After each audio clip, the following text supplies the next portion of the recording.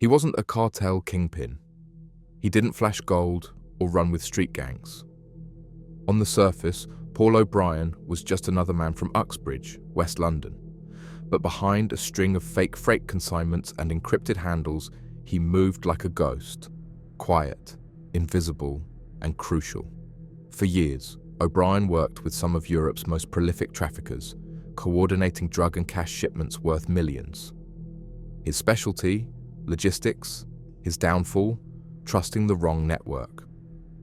O'Brien wasn't operating solo. He was embedded in a web tied to the notorious Kinahan cartel and powered by the encrypted messaging system Enquirer, a platform once seen as unbreakable. From the UK to the Netherlands, Ireland to Spain, his fingerprints were never on the drugs, but his decisions drove the whole machine. Authorities didn't catch him with a briefcase full of cocaine. They caught him with messages, meticulous, damning, and digital. And once they decrypted the flow of conversations, the scale of O'Brien's operation came into sharp focus. This is the story of how a career criminal hid in plain sight, how he helped engineer the European cocaine highway, and how a silent surveillance operation dismantled it all. Paul O'Brien believed he was untouchable, but even encrypted systems can betray their users. Paul O'Brien wasn't new to the game. Long before Enquirer brought his operation into focus, he was already known to law enforcement across the UK and Ireland. With roots in West London, O'Brien had built a reputation as a fixer, someone who could move high-value product and launder the proceeds without drawing heat. But what set him apart was his discretion. No flashy lifestyle, no public feuds. Just quiet, consistent involvement in major trafficking routes. By 2019, his name had been tied to organized crime figures across Europe. His logistics knowledge, especially in cross-border freight, made him valuable to drug cartels who preferred discretion over drama. But O'Brien's work escalated in 2020 when he linked up with Thomas Maher, a haulier-turned-trafficker who had become one of the UK's most trusted logistics men for the Irish underworld. Together, they operated across a vast web. Cocaine shipments flowed from the Netherlands into Ireland and the UK. Cash moved in the opposite direction. Paul O'Brien, using his Enquirer handle 1DiamondG, coordinated drops, pickups, and handovers with near-military efficiency. He wasn't handling the drugs directly. He didn't need to. Every move was remote, encrypted, anonymized, and deeply embedded in legitimate-looking logistics. While the world was in lockdown, their network was wide open. But as investigators in France and the Netherlands silently infiltrated Enquirer, O'Brien's digital trail, once invisible, began to glow. Conversations that once seemed secure were now evidence. Every route, every payment, every drop-off, meticulously planned. In messages he thought were private, O'Brien believed years of low-profile work had shielded him from scrutiny, but the truth was catching up. His origins in West London's criminal ecosystem had matured into a continental trafficking role. And with every job he ran through Maher's network, he moved one step closer to exposure. The success of Paul O'Brien's operation rested on scale and structure. He wasn't a street-level dealer or a man with a single route. He was a coordinator, trusted, seasoned, and deeply embedded. Working with Thomas Maher, O'Brien became part of a logistics empire that serviced some of the most powerful drug networks in Europe. The pair functioned like a high-end freight firm for cartels, transporting cocaine from the Netherlands to the UK and Ireland and sending millions in cash the other way. Enquirer was their headquarters. Under the handle 1DiamondG, O'Brien oversaw transactions that stretched from London to Utrecht, Dublin to Rotterdam. Their communication was cold, calculated, and direct. No code names, no vague references, just clear instructions, coordinates, and numbers. One message detailed €300,000 being picked up in Ireland and couriered to the Netherlands. Another arranged the transport of €600,000 from Drogheda, which Garda E would later intercept in a clean hit that linked O'Brien directly to the route. The process was smooth and systematic. Drivers didn't need names, just a pre-agreed euro banknote. Drop-offs were verified by serial numbers. Photos were sent as proof of delivery. The drugs, often worth millions on the UK streets, were hidden in lorries among fruit and wine. The cash? Vacuum-packed, disguised in holdalls or legitimate cargo. O'Brien's network wasn't just about moving drugs, it was about invisibility. Every handoff reduced traceability. Every role was compartmentalized. Messages were kept short, logistics tight, and communication strictly digital.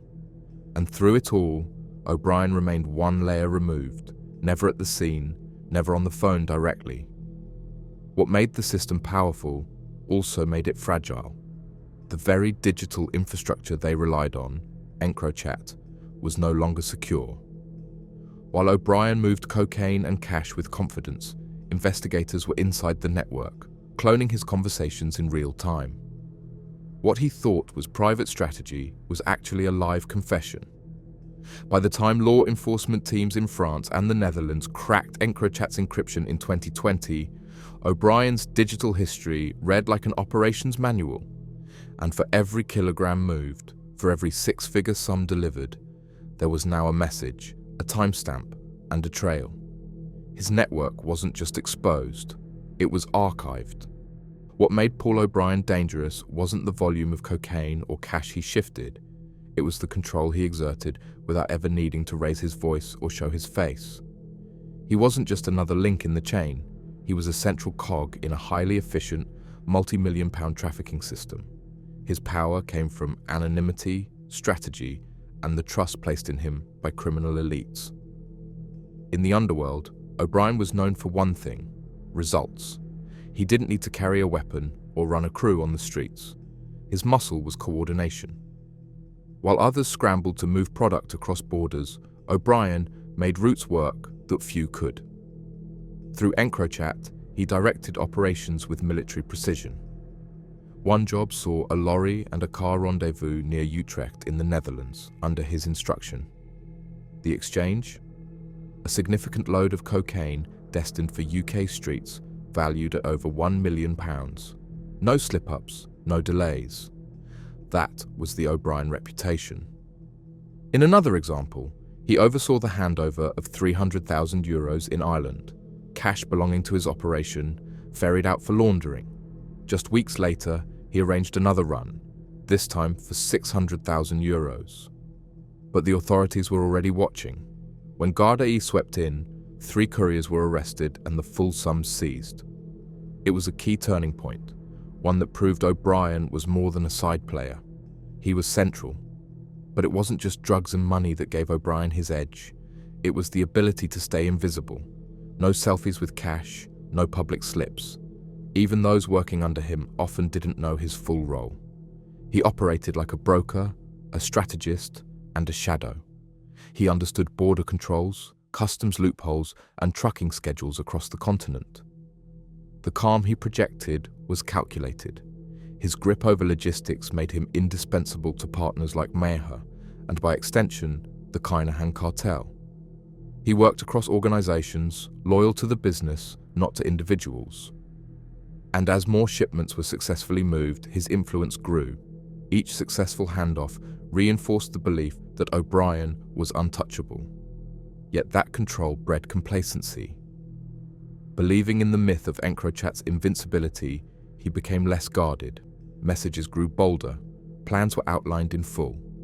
His quiet dominance, so long his strength, became the very thing that exposed him. For all the precision and foresight, he couldn't see what was coming. While he built a reputation as the man who never slipped, the system he trusted most was already bleeding secrets. The illusion of security shattered in mid-2020. EncroChat, once hailed as the impenetrable fortress of Europe's criminal underworld, had been compromised. French and Dutch authorities had silently breached its encryption months earlier, cloning millions of live messages. Paul O'Brien's belief in the platform's secrecy became his most costly miscalculation. He wasn't alone in that. Across Europe, traffickers, fixers, and enforcers carried on as usual, oblivious to the surveillance unfolding in real time. But O'Brien's case was different. The volume and clarity of his communications made the evidence against him uniquely damning. He hadn't bothered with vague euphemisms or encrypted slang. His messages read like logistics briefs, cargo values, dates, drop points, currency figures, everything laid out step by step. By the time the operation collapsed, investigators had a dossier of O'Brien's dealings. They knew about the €300,000 cash run from Louth. They had the messages arranging the €600,000 transfer from Drogheda. They'd seen the celebration texts after successful deliveries. Every shipment linked to him had been logged and matched to intercepted activity on the ground. Forensic teams worked backwards from each digital clue. Surveillance footage showed O'Brien's network at cash points, shops, lorry depots. Bank records were pulled, travel histories examined. By the end of 2020, the authorities weren't just looking at a courier, they were unraveling a career built on shadows. The fallout spread quickly. Thomas Maher, the haulier at the heart of the logistics chain, was already under investigation. O'Brien's messages linked him directly to Maher's routes and methods. This wasn't coincidence, it was coordination. And in that link, investigators saw a system, not just a series of crimes. But even as law enforcement pieced together the full picture, O'Brien remained calm. He didn't vanish. He didn't run. He believed that without a fingerprint on the product, he was safe. But it wasn't prints that would undo him. It was metadata. It was messages. It was the sheer weight of his own digital footprint. The cracks weren't just in the encryption, they were in the arrogance that followed. And for Paul O'Brien, the days of silent power were fast approaching their end. By late 2020, the net had closed. With the EncroChat data decrypted, investigators had mapped Paul O'Brien's movements, communications, and connections with forensic clarity. The message history wasn't speculative, it was explicit. The National Crime Agency, working alongside Gardaí and European partners, moved in with coordinated precision. O'Brien was arrested in Uxbridge, West London, without fanfare. But behind the calm exterior lay a man who had overseen a complex multinational operation worth millions. When officers raided his property, they found devices, documents, and financial records linking him directly to known exchanges. But they didn't need a smoking gun. They had the digital blueprint. The case was strengthened by the success of previous arrests tied to his network. In one instance, the €600,000 cash run he helped coordinate was intercepted in real time. 3 couriers arrested, the funds seized. His connections to Thomas Maher further tied him to a logistics system already under NCA scrutiny. This was no isolated case. It was part of a larger architecture of organized trafficking. In the courtroom, the evidence unfolded like a screenplay. Prosecutors read out message after message, transactions organized, shipments verified, cash counted. O'Brien, now stripped of his anonymity, sat in silence as his own words dismantled any defense. There was no need for informants or surveillance wires. The entire operation had been self-documented through EncroChat. While the public saw a quiet man in the dock, investigators knew better. They had traced hundreds of thousands in laundered cash and cocaine valued in excess of £1.7 million. And it was all done under the belief that technology made him invisible. But the silence of EncroChat had long been breached. The takedown wasn't dramatic. There were no car chases, no weapons drawn, just a quiet arrest, and a flood of encrypted messages that revealed a criminal career built on logistics, trust, and arrogance. For years, O'Brien had stayed one step ahead by staying behind the scenes. Now, the man who orchestrated deliveries from the shadows was front and center, with nowhere left to hide. The handlers were being handled. The watchers had been watched. And the trafficker who never touched the product was finally made to face the cost. In October 2023, Paul O'Brien stood in the dock at Liverpool Crown Court, a career criminal no longer hidden behind encrypted handles or faceless transactions.